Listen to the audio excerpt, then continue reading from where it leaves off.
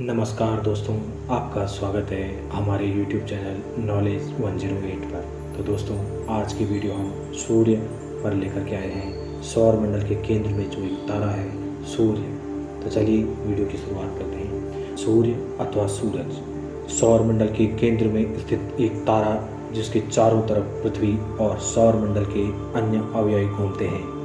सूर्य हमारे सौर मंडल का सबसे बड़ा पिंड है और उसका व्यास लगभग 13,10,000 किलोमीटर है, जो कि पृथ्वी से 113 गुना तक बड़ा। या ऊर्जा का यह शक्तिशाली भंडार मुख्य रूप से हाइड्रोजन और हीलियम गैसों का एक विशाल गोला है। परमाणु विलय की प्रक्रिया द्वारा सूर्य अपने केंद्र में ऊर्जा पैदा करता है। सूर्य से निकली ऊर्जा का छोटा सा भाग ही पृथ्वी पर पहुंचता है, जिसमें से 15% अंतरिक्ष में परावर्तित हो जाता है, 30% पानी को भाप बनाने में काम आता है और बहुत सी ऊर्जा पेड़ पौधे समुद्र सोख लेते हैं। इसकी मजबूत गुरुत्वाकर्षण शक्ति विभिन्न कक्षाओं में घूमते हुए पृथ्वी और अन्य ग्रहों को इसकी तरफ खींच कर रखती है। सूर्य से पृथ्वी की औसत दूरी लगभग 14 करोड़ 16 लाख किलोमीटर है तथा सूर्य से पृथ्वी पर प्रकाश को आने में 8.3 मिनट का समय लगता है। इसी प्रकाशीय ऊर्जा से प्रकाश संश्लेषण नामक एक महत्वपूर्ण जैव रासायनिक अभिक्रिया होती है, जो पृथ्वी पर जीवन का आधार है। यह पृथ्वी की जलवायु और मौसम को भी प्रभावित करता है। सूर्य की सतह का निर्माण हाइड्रोजन, हीलियम, लोहा, nickel, oxygen, silicon, sulphur, magnesium, carbon, neon, calcium और क्रोमियम जैसे तत्वों से हुआ है। इनमें से हाइड्रोजन सूर्य की सतह की मात्रा का 74% तथा हीलियम 24% है। इस चलते हुए गैसीय पिंड को दूरदर्शी यंत्र से देखने पर इसकी सतह पर छोटे बड़े धब्बे दिखलाई पड़ते हैं। इन्हें सौर कलंक कहा जाता है। ये सौर कलंक अपने स्थान से सरकते हुए भी दिखाई पड़ते हैं। इससे वैज्ञानिकों ने निष्कर्ष निकाला है कि सूर्य पूर्व से पश्चिम की ओर 27 दिन में अपने अक्ष पर एक परिक्रमा पूरी करता है।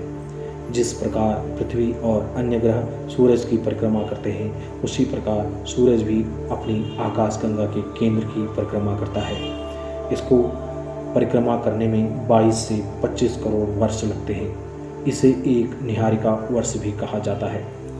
सूर्य एक जी टाइप मुख्य अनुक्रम तारा है, जो सौर मंडल के कुल द्रव्यमान का लगभग 99.86% समाविष्ट करता है।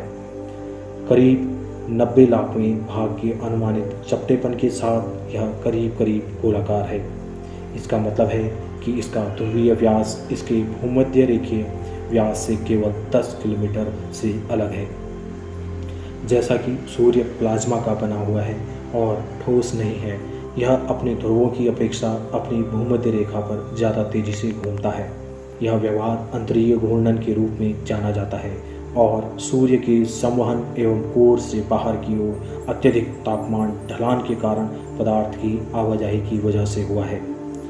यह सूर्य के वामार्त कोणीय संवेग के एक बड़े हिस्से का वहन करती है। जैसा क्रांतिवृत्त के उत्तरीय ध्रुव से देखा गया है कि इस प्रकार कोणीय वेग पुनर्वितरित होता है। इस वास्तविक घूर्णन की अवधि भूमध्य रेखा पर लगभग 25.6 दिन और ध्रुवों में 33.5 दिन की होती है। हालांकि सूर्य की परिक्रमा के साथ ही पृथ्वी के सापेक्ष हमारी लगातार बदलती स्थिति के कारण इस तारे का अपनी भूमध्य रेखा पर स्पष्ट घूर्णन करीब 28 दिनों का होता है। इस धीमी गति के घूर्णन का केंद्रापसारक प्रभाव सूर्य की भूमध्य रेखा पर के सतह गुरुत्वाकर्षण से 1.8 करोड़ गुना कमज़ोर है। ग्रहों के ज्वारीय प्रभाव भी कमज़ोर है और सूर्य के आकार को खास प्रभावित नहीं करते हैं। सूर्य एक पॉपुलेशन या भारी तत्वयुक्त सितारा है। सूर्य का यह गठन एक या एक से अधिक नज़दीकी सुपरनोवाओं से निकली धनुषाकार तरंगों द्वारा शुरू किया गया हो सकता है।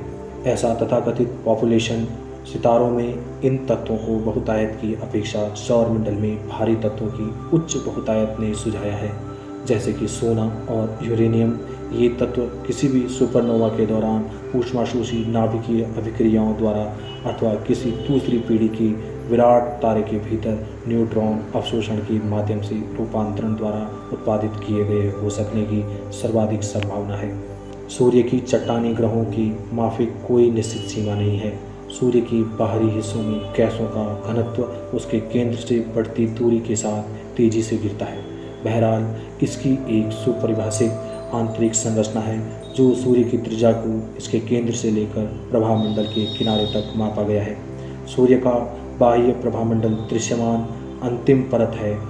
उसके ऊपर की परतें नग्न आंखों से देखने लायक पर्याप्त ऊर्जा उत्सर्जित करने के लिहाज से काफ़ी ठंडा या काफ़ी पतली है। एक पूर्ण सूर्य ग्रहण के दौरान तथापि जब प्रभामंडल को चंद्रमा द्वारा छिपा लिया गया, इसके चारों ओर सूर्य की कोरोना का आसानी से देखना हो सकता है। सूर्य का आंतरिक भाग प्रत्यक्ष प्रेक्षणीय नहीं है। सूर्य स्वयं ही विद्युत चुंबकीय विकिरण के लिए अपारदर्शी है। हालांकि जिस प्रकार भूकंप विज्ञान पृथ्वी के आंतरिक गठन को प्रकट करने के लिए भूकंप से उत्पन्न तरंगों का उपयोग करता है, सौर भूकंप विज्ञान का नियम इस तारे की आंतरिक संरचना को मापने और दृष्टिगोचर बनाने के लिए दाब तरंगों पराध्वनि का इस्तेमाल किया जाता है। इसकी गहरी परतों की खोजबीन के लिए कंप्यूटर मॉडलिंग भी और सैद्धांतिक औजारों के रूप में प्रयुक्त हुए हैं। तो दोस्तों, सूर्य के बारे में कुछ ही सूक्ष्म जानकारी है। सारी जानकारी अब कुछ बड़ी जानकारी के साथ आएंगे हम नेक्स्ट वीडियो में। आई होप सो आपको वीडियो पसंद आया होगा। अगर आपको वीडियो पसंद आया है तो प्लीज़ लाइक, शेयर और सब्सक्राइब करना ना भूलें। नमस्कार।